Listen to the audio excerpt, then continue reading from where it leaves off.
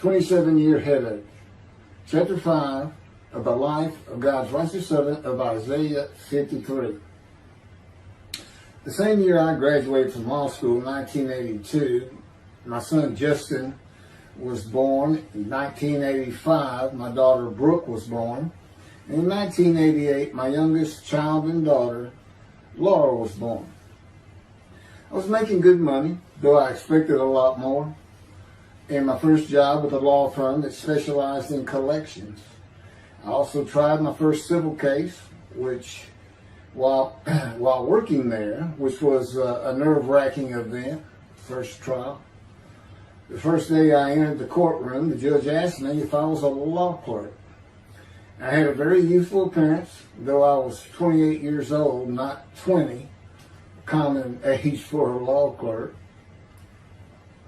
My youthful appearance in junior high school and high school with my long, wavy blonde hair, I usually kept in a ponytail, had way too many people tell me I looked like a girl. It is interesting though, at least to me, not one person in my entire life has ever said anything about my disfigured arm. I must have looked like a girl who would beat on you if you did it. When I got mad, there was no hiding it. You could see it in my face and hear it in my words. When I was 28, Brooke was born. I tried my first civil case, and the bane of my existence on earth began. A never-ending headache that I generally thought to be associated with post-traumatic stress disorder. I had terrible nightmares from my youth, but now I seem to have begun grinding my teeth, causing the temporal mandibular joint, TMJ, to ache terribly during the day, and the whole side of my head, the muscular, I don't know what you call it, but underneath the skin of the skull, was always real tight, a tightening of the muscles. It was difficult to even talk to people at some points. For 27 years I had that headache. I tried everything, even surgery on the TMJ, and another surgery where the doctor severed my upper jaw and then trisected it from my skull and spaced it to fit my lower jaw. All to no avail. I could not stop the nightmares and the grinding of my teeth. Mouth guards helped my teeth, but the pressure was still there. I literally feared going to sleep. I didn't want to wake up the next day sometimes because I knew how bad the pain would be there again. It completely ended my dream of being a trial lawyer. So I got an associate position in an oil and gas firm and began learning how to prepare title opinions for oil and gas companies on tracts of land they plan to drill on. Basically, a title opinion is you start from sovereignty, which is when the state granted the land to someone, usually great, large tracts of land, and from there you get parceled out and cut up, and I'd be chasing one small tract within a very large one almost 200 years ago, in the early 1800s, and I would have to create genealogical charts of heirship, for people who died without a will, and they had to know who the family members were, and I got very good at it, and I really enjoyed it. I'd go to small towns throughout Texas and into their courthouses where they would keep all the records of every transaction, of every piece of land in the county. But anyway, there's an awful lot to it. I do go into it in some detail in the book, but I'm not going to for this video.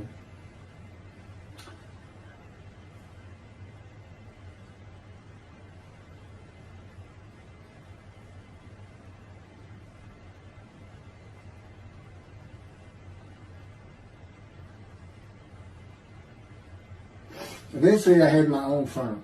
It's just me.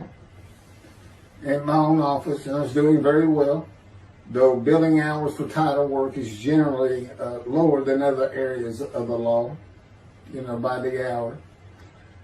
But I had also been involved in multi-million-dollar sales of production between oil and gas companies, probated wills, prepared affidavits of heirship, worked with landmen to fix title defects, appellate work, including arguments before justices, plea bargaining in criminal cases for defendants, and anything else that came my way. Then it all stopped, and once again I was fighting for my life in 2001. This is chapter 6, skin, colon, and lung cancer. Oh, just God would have me tell you, He gave me those headaches. When He came to me, I stopped having nightmares. He provides my dreams for me, man. And often as a learning experience. But the grinding of the teeth, everything stopped, and I thought it was just because I wasn't having nightmares. And took away any symptoms of PTSD, for which I was receiving money from an insurance company for disability, partial disability. And that went on for about 7 years. Then one day we're out walking, year 7 of 13, and I had that headache. It just came, and I just stopped. And I said, "You got to be kidding. You did not give me those headaches." He said, "Yes, I did. It's necessary. You are considered the suffering servant of Isaiah 53. You had to suffer your entire life until you're suitable for my purpose," and that includes fitting every verse of Isaiah 53. At that time, I had finally read it, 7 years into all this. It was about year 2, I think. But yeah, He did. And, I ended up taking painkillers left and right and drinking with it, as so many people do. I was able to maintain, my life, my work, and everything, but it was enough to put the strain on my marriage that I pretty much blame myself for it. And I told him I did it. That's the only time I got hot. Disfiguring me, gut shot, those things, they didn't bother me. But I said, you hurt my children terribly with that. Because I became a bad father. I mean, I wasn't the father I could be. I mean, they love me and I love them. We don't have any serious risks. They're off living their lives and they're all doing great.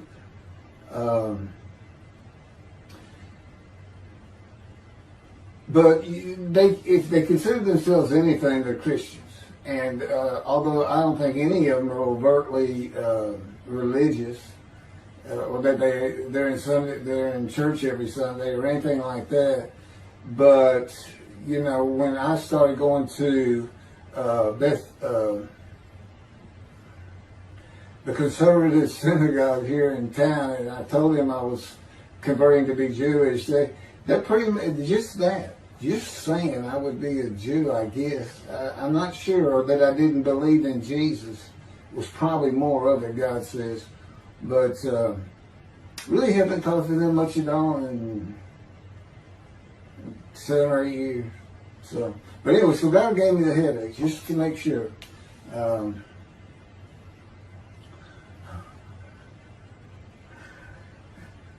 Anyway, I was married to Denise for 18 years, and we divorced in 1997 for irreconcilable differences. We agreed that she maintain custody of the children. The first to leave was Justin, and he came and lived with me. Then Brooke started getting in trouble, who is as tough as she is beautiful. Her mom's very difficult to get along with. Justin was a lot like me at his age, and trouble followed him everywhere he went. Like me, he was hard to talk to, and like me, his getting out of high school was a coin flip. He's doing great. He learned the oil and gas landman business, and I helped him out as much as I could, and friends of mine helped him out even a lot more. And he's very successful now. Married, no children. Laura's married, no children. She's got a great job. And Brooke is married with 2 children. I have 2 grandchildren. Long life, see his children. You'll see what I'm talking about, long life, when I get to the lung cancer that God chose to crush me with. Something had to be done, and to make matters worse, Denise had met a man and they were going to get married. But he didn't want Brooke. to be part of their new family, or Justin for that matter. He wasn't going to go stay with them anyway. Now, I had 2 of the children, and she had 1, but all still in her custody according to the divorce decree. So anyway, I stopped paying child support on those 2, but had not gotten around to the proper revision of the divorce decree when I took Justin and Brooke with me to live on the Big Island, Hawaii. Laura came with us to visit for a month. This oversight on my part resulted in Denise and now her 3rd husband filing papers in divorce court for past child support for all 3 children, for the time I had begun paying her 1/3 of the original amount. I represented myself. I had won contempt of court and was locked up for a day, but I never had to pay that money. By verbal agreement, I sent Laura back exactly 1 month later. I could not leave her out, and I wanted her to see where her brother and sister would be living. They were all so close and protective of each other, and still are to this day. And she was so sad. One of the hardest and emotionally painful things I have ever done was put her on the plane back to Houston. I can't think of anything else. The backdrop to moving to Hawaii was my firm was in dire need of new work. But the oil and gas industry was down. It's always up and down. And my clients were not drilling. A landman I knew called and said his sister in Hawaii, a brilliant eye doctor, but not a good businesswoman, needed help resolving creditor issues stemming from her new offices and equipment purchases. I told him it was a good time for me, as things were slow, and who's going to turn down a free expense trip to the Big Island, Hawaii? So I went and took care of everything without charge, but of course everything was paid for. When I came back to live in Hawaii, at the urging of the doctor that I had helped, who did not like the look of an abrasion on my chest, and it had been there for years, I was examined by a friend of hers, and it was cancer. I don't remember what the doctor called it. He removed it in surgery with a 6-inch diameter circular cut, and it was not malignant. I could practice in just about any area of the law, and all I had to do was pass the Hawaii bar exam, one of the toughest in the nation. While studying for the bar, my body, all at once, in a moment, told me something bad was wrong with me. I had been running, swimming, and riding my bike everywhere I went, letting Justin have the car, and had been feeling good and strong. In a moment's time, I was weak and sick while grocery shopping, and there was a pain in my belly and my abdomen. I did not know it, but a large tumor in my colon had burst through my colon, and I was bleeding internally. I did not go to a doctor, which I guess is my nature. That, and I did not have medical insurance. Anyone asking anyone for help unless things were at a critical stage, such as a bullet wound, was something I couldn't do. Just all kinds of personality disorders. I thought surely it would pass, and decided to just give it time and bear up to the abdominal and belly pain. I continued studying and took the Hawaii bar on Oahu and Honolulu in the summer of 2001. I had lived in pain for so many years from my headache, and passing the bar was so important. I just kept going day by day. Pain was getting worse, and but I kept exercising. It was the only time I didn't focus on the pain. I had always been a fast healer, and I thought in any day it would just go away. I finally could no longer take it. Brooke, it turns out, was in Houston visiting with her mom, and I left Justin at our little, we called it the little green shack. There wasn't much to it. We weren't there very often, really, except to sleep. And went to Houston to find a doctor for diagnosis, staying at my parents' townhome. This is where I'm at now. I had allowed my major medical insurance to lapse using premiums for child support when things had gotten lean. I just needed someone to tell me what was wrong. I would find a way to take care of whatever the diagnosis was. Early September, I was close to dying, lying on the floor of a dingy apartment of a friend who traveled for work. I could no longer get up to even try and get medical help. And I had not told anyone how bad it had become. Then the planes hit New York. Seeing how grief-stricken so many relatives were on the news, I began to think for the first time how awful my children would feel when they found out how and where I died all alone. So I asked my father, again, it's hard for me to ask people for things, for the money to pay for a colon examination that had been suggested by a doctor at one of those clinics you find in a strip mall, the only places I could afford. The doctor who performed the colonoscopy finally found what was making me so ill and unable to eat. A malignant tumor 6 to 8 inches long that had burst through my colon, and I was bleeding internally. You know, I come out of anesthesia, partial anesthesia, and he's holding this picture, and there's this great big purple blob, and he says, I couldn't get the scope past this. It's not a good way to wake up. To say it crushed me in my life is an understatement. The pain, the weight loss, inability to eat, all I could do was drink calorie drinks. Began about 4 months before the colon examination. That was 4 months of sheer pain.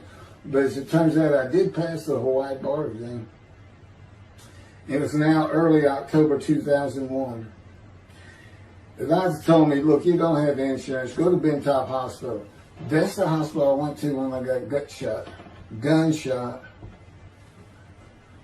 I prefer gut shot. It sounds better. It is, man. And he gave me the pictures from the procedure showing what he could not get the scope past, just shaking his head and saying, you should have come in much earlier. So I went to Bentop thinking I was here in 75 on October 5, dying, but I did survive. And here I am again on the first week of October 2001.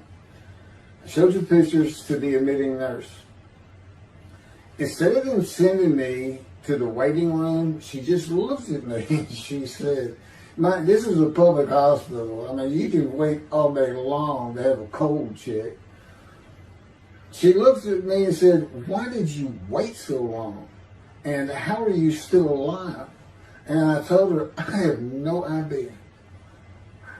She did not send me to the waiting room. They had an orderly take me immediately to a room.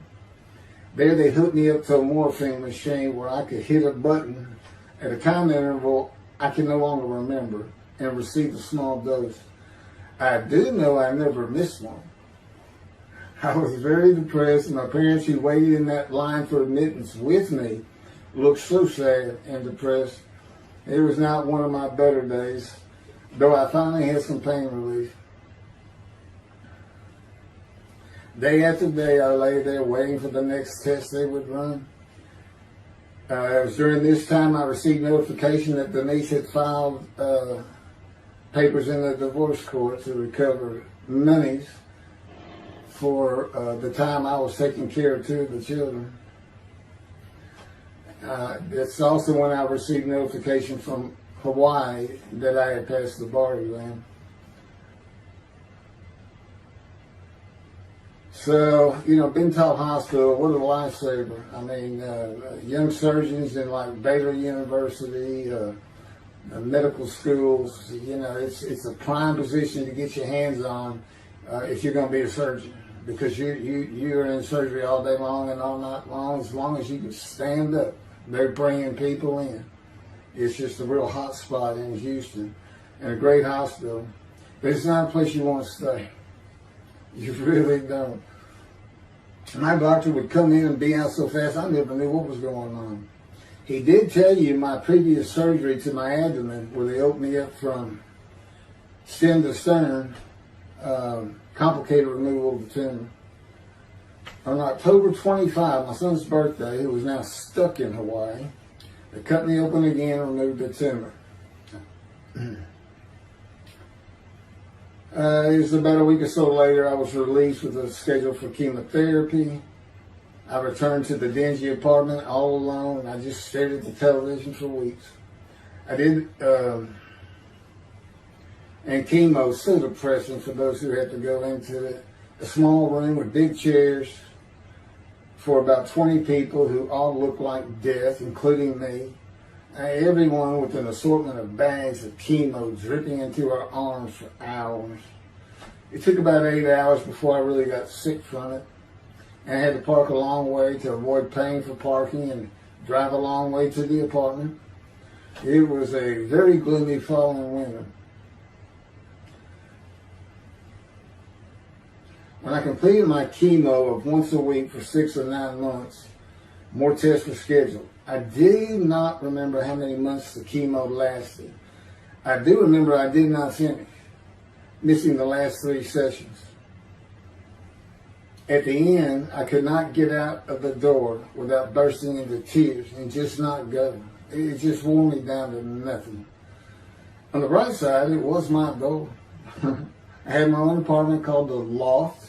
It was brand new and very nice on a bayou close to downtown Houston with a running trail alongside it and lots of woods near Memorial Park where I had been running a 3-mile circuit since high school. I returned to being told for follow-up tests, including x-rays on my chest, and the colon cancer had not returned then and to this day. The chest x-rays were another matter entirely. The doctor told me he had bad news and showed me the x-rays telling me the white spots I was seeing was cancer. They were everywhere.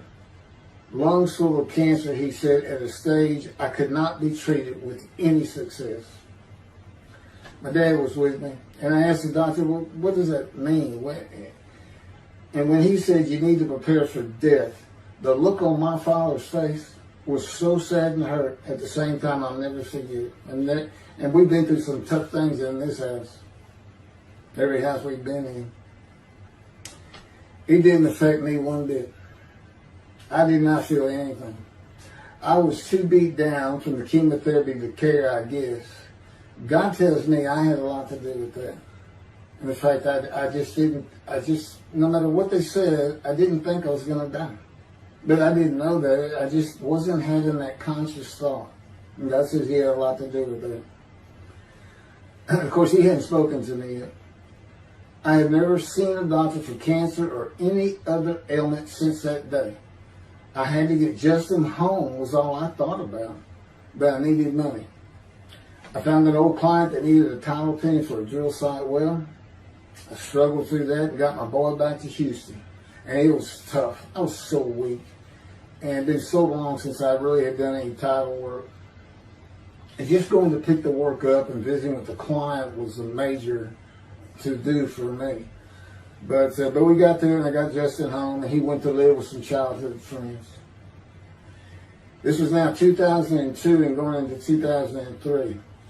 I just walked all over the running trails in the 3-mile loop at Memorial Park and in the woods day after day. I didn't think about dying, but I did But I did not think about restarting my law practice either. I watched a lot of television and played video games. I watched the Tour de France for the first time and got inspiration from Lance Armstrong. I was still alive though, and the funny thing was my lungs never bothered me. I was never sick. It's because God had already removed it. After I got the news I was dying of lung cancer, he took them from me. That's what he tells me. And I don't have any symptoms. You'll see right here, in 2005, I picked up some title work here and there and made an office out of my loft.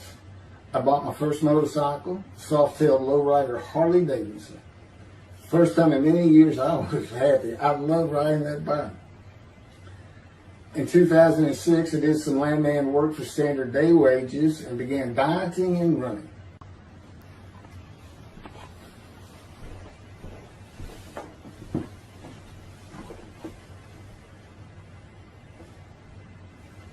once again, my camera only goes for 29 minutes and 59 seconds, and I'm gonna back up just a little bit. In 2006, I did some land work for standard day wages and began dieting and running. I had never been a swimmer in terms of training for it. I love the water and swimming, but I never trained with laps at different paces and various distances. Mostly because I was so slow, because of my right arm. I was reaching an age, though, where endurance in my running was more important than speed. And so endurance swimming was too. In Hawaii, I had seen the athletes come to Kailua Kona, where we live and where the Ironman triathlon begins and ends. Matter of fact, my little green shack was just right on the route where they start. That was a fun week, and it was amazing watching the athletes train and prepare for the race. I would think to myself, a human being, the human body cannot do what they are doing. Yet they were, and they did. It's just amazing. I decided to learn how to swim more efficiently and how to train for distance and endurance. Get a regular and triathlon bike and enter some triathlons. I was still alive and finding a direction and purpose in my life. Training every day for long periods of time. It really helped with my headache, and I slept better.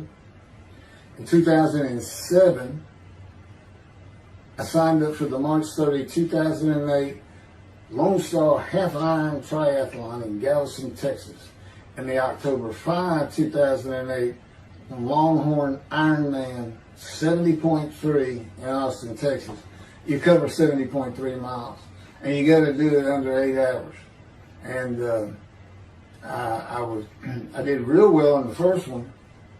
As far as my time, it's 7 hours and a little bit, but I barely made it without disqualification in the one in Austin.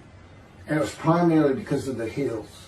It's this very hilly area in central Texas, I guess. But I did make it, and swore I'd never do another one. But I did it after the first one too. It's tough.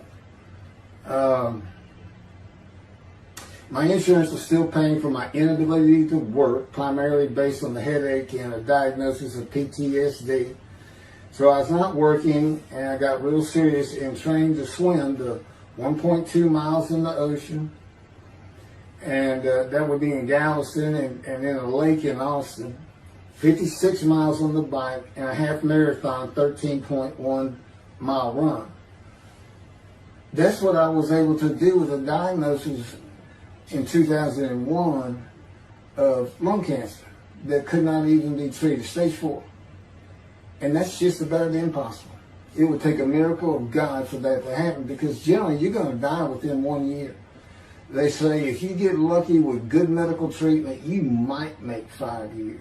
But 1 year is the standard, if you can make it that long. That's my proof that I offered myself to guilt for God. Because you can't, it's not something provable. All you can do is show the results of that offer. And again, guilt's an emotion. I got way too many videos and everything to get too detailed on it. But that is the proof. You know, I got the colon cancer 20 years ago when the planes hit New York. And it was 2000. Oh, that was 2001, right. Too many things go through my mind when I start thinking about those cancer years. But God, He removed it. He had something for me to do, but that's verse 10. God chose to crush him with disease. And as I've mentioned, the reason He chose that is to show that I was blemished, defective, could not possibly be an offer for sacrifice, because He knew what the Gentiles were going to do. They were going to put an unblemished lamb in there and call the Jewish people's Bible their own, and use the laws of Leviticus, not unlike Mr. Toby Singer and his 6 million blemished ram sacrificed by Hitler, the righteous servant of God. How that seems to read. He's welcome to respond any way he wants to that. But it's on the video, it's in the book, it's in quotes by him. It's from his midrash, from his site. And he said, share this with everybody. Everybody can take it and just share how great my knowledge is. Well, it's lacking in some areas. There's any question he's an intelligent man. But his reasoning capabilities, in my opinion, at least as to Isaiah 53, are severely wanting. I am that man. And God's going to give the Christians hell with it and with me. Just like I just heard this for the first time on the video. When all of a sudden he had me say that Jesus announced he wasn't the man of Isaiah 53 on the cross. When he said, Father, Father, Father, why are you forsaking me? Because he was about to die. In Isaiah 53, who he thought he was, and he's not, who he didn't fit the verses, but he thought he was supposed to be exposed to death, but given long life. So boldly he goes into the Roman Jerusalem and gets himself taken up. He's not worried. Delusional, yeah, maybe, but as far as I'm concerned, he's nothing but a story. He never existed. And the story starts with the Essenes of the Red Sea Scrolls and the teacher of righteousness. Real quick, I'll go over that. Here's the thing. Their founder is called the teacher of righteousness. Okay? They were great followers of Isaiah. They had the great scroll of Isaiah. They're prolific writers and copyists. They had their own gate at Jerusalem. The Essenes gate. Now, the New Testament never mentions them. You got Pharisees, Sadducees, Essenes, but they never mention an Essene. And Jesus, quite frankly, would have been one of them. Because they embody who he is. They didn't like riches, hated sinning. They didn't like material things. They removed themselves from Jerusalem, in the most part, to those caves by the Dead Sea for that very reason. But they did have a gate. They still had people who would be there. And you know what they would do at the gates? Tell stories. That's what you do. You tell stories. And it is a great story. Here's this guy. He's connected with God. Back then they believed men were gods. Caesar was a god. Over in Egypt you had the same thing going on. It's common thought that men could be gods.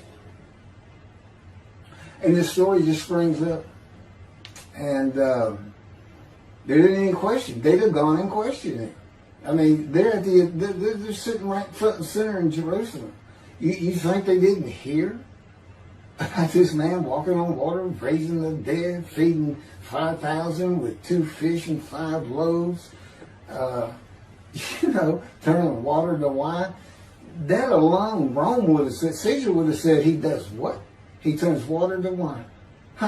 Bring him to me. Don't touch a hair on his head. You don't kill the man who turns water to wine. You send him out with your armies. Make your men happy. It's there's so many ridiculous aspects to it. Most particularly, God performed a human sacrifice for the sinning Gentiles. He's left the sinning Jews for the sinning Gentiles. But he gives them an out, these Gentiles, not his show. He gives them an out. I know, I'm going to kill my son for you. So that you'll be forgiven of violating my commandments and laws. If anybody knows God, and the Jews do, and I know him like nobody's business, that's not him. That's not him. I mean, he told the Jews, I'm never going to leave you. But I will punish you. Now that's him. That's him. And he'll put you through hell just to make you a better person, a better people. And he has no plans of changing that. He's not going to change the minds and the thinking of billions of people to make them love the Jew. He's just not going to do it. And the practicality is he didn't create man for him to even be able to do that. Now, he could have created humanity where he could do that. He could change the mind of everybody at the same time. But I'll tell you on this, he's been working on my mind for 13 years. It is one brutal cop bundle. It's a very one-on-one affair. Now, he says, I could just kill everybody. I mean, that's easy enough. That's easy. I could just kill everyone, but He said, that's not, it's all about this. You got to know how to read the Bible. It's written for antiquity first, in the Dark Ages, and then the Age of Enlightenment. I mean, basically he's saying you've got to go back over it. You've got to check these guys. You've got to check Rambam and his speech. God's going to make the world speak Hebrew. Or, they will be of the pure spirit. You've got to check some of this stuff. And I read Rashi's, I went through his Isaiah 53 Midrash, and all I can say is very unimpressed. I've seen what he has to say in Malachi. He didn't pick up on any of this. He didn't know what the angel of the Lord is, the angel of the covenant that you desire. He doesn't know how Moses goes by a burning bush that's not consumed. The angel of the Lord is in there, and God speaks. I do. To me, it's just like, well, you just get some basic concepts, and all of a sudden, and quite frankly, it'll open up the scripture to the Jews. They can put the Talmud aside for a little while. But I will say this. God says, if you can study it, study it. There's all kinds of great things in it. Just be real careful about what you teach from it. And it's useful for heaven. If you like to talk about Talmud as a scholar with other Jews who may very well be in a scroll of remembrance with you, you can meet up with them. You'll see them in the meeting places, have them over to your room. Y'all can watch the new earth being created and the new peoples of God chosen, and watch the evolution of the chosen people. And humanity, the same as this one. God says, why would I change it? Why would I change it? When I did it, it was perfect. And you can tell Mr. Singer that the evolution that he's talking about, where all of a sudden the world's going to love the Jews, been going on for over 3,000 years, and it hadn't even. And today, anti-Semitism's up, and David is here. It's not going to happen. Thank you very much.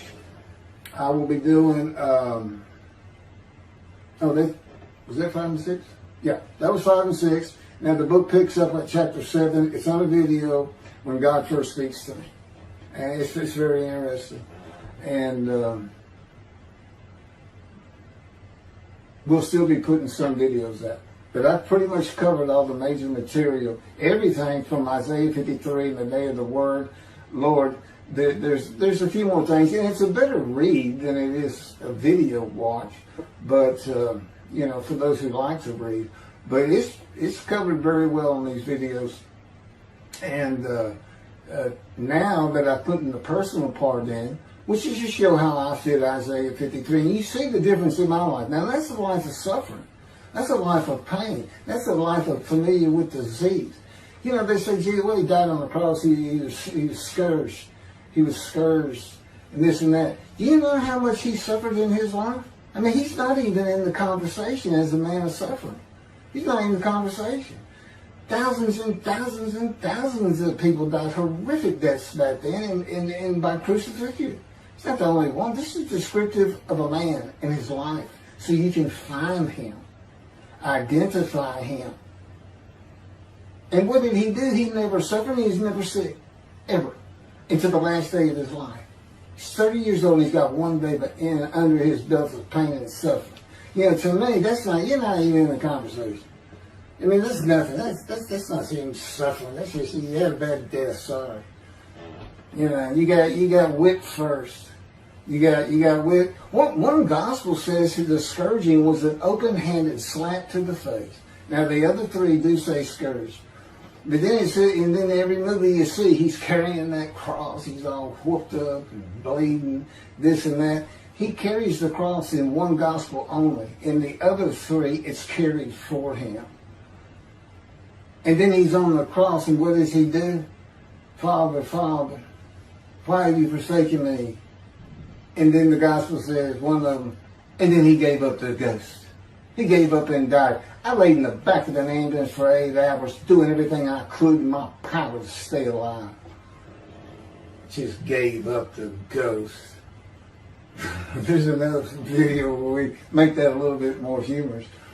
Anyway, thank you for listening, and I guess that's it. Thank you.